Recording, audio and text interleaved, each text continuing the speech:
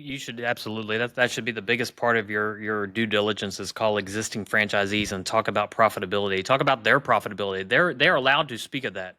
They can tell Mm-hmm. you what that is. You call the independent business owner and ask him what his revenue and profitability is. He's going to hang up on you immediately. But yeah, I'd say that's one of the biggest parts of due diligence, and you should call a lot of them. Right? You don't need to call two or Mm-hmm. three. You can call every single Call one as of many them, as your and heart desires.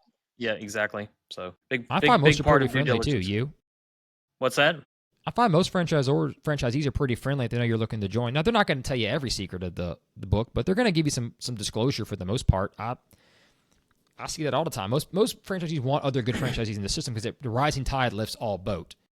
It makes their unit more valuable. Yeah, and you'll find out some interesting information because a lot of times these calls are set up by the franchisor rep, the sales Rep. rep. Mm-hmm. They're making introductions to these franchisees. Now, like you said, you can call any one of them in the FDD, but it's nice to have that introduction. And I've spoken to franchisees and ones that I've been interested in, and they kind of let some things slip that where it killed the deal for me. And I think they were just talking candidly, and we had a 30-minute, Which is hour-long great. conversation. Yeah, it just things come out organically and naturally from questions that you're asking, and that's kind of where you find out, hey, what's your profitability, or what are you seeing from everybody else? Yeah, I'm making 20% because I'm in this 2+ million market, but I know the Mm-hmm. guys that are in the 500,000, they're struggling. They're doing 10%. So you call some of those and you start verifying that information. You really, I love the point that you said of verify a market that's similar to yours. Because what does that Yes. franchisor typically want to do? They want to put you with their whale. They want to put Crown you with their jewel. the best And franchisee that why they've not? got in the biggest market. He's going to really sell it. He's going to tell you he's been there for 10, He 15 loves it. years. He's doing $5 million in revenue. Well, yeah, You you've could do owned the the same market thing as for me. yeah, exactly. Call that guy that's been in the market for 2 years and that population of 300, 400,000, whatever your city is. If you're in a smaller city, find out what they're doing. What are their struggles? Are they breaking even? Are they considering getting out? Ask those questions, and that'll tell you the truth about what you want to do. And maybe you hear exactly what you want. Maybe it is a great franchise.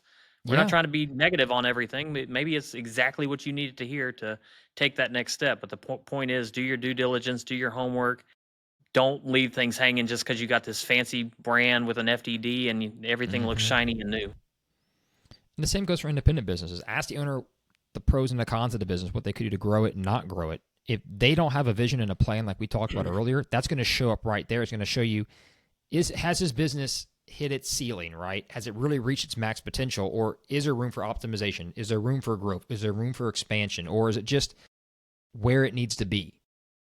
And that's under consideration too about scaling the company because you're typically buying something to get a bigger return down the road. So you want to grow it. One good thing about franchises, they're typically on the cutting edge of what's going on, and they provide these new concepts, these new ideas, these new services that you can integrate into your business model. Independent business, you have to do all that yourself. And if the owner's kind of done everything in the playbook he thinks he can do and tells you, well, I don't do this because that service doesn't make enough money, or that was just too much headache, it wasn't big enough margin, or I just can't get the workers for it, that tells you where you might be limited or where you might be capped at with this business and different profit centers coming in and why the owner is doing what they're doing. Franchise the same way.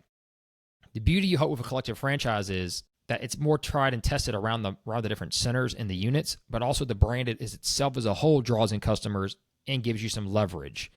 So again, it's to each their own. Each have pros, each have cons.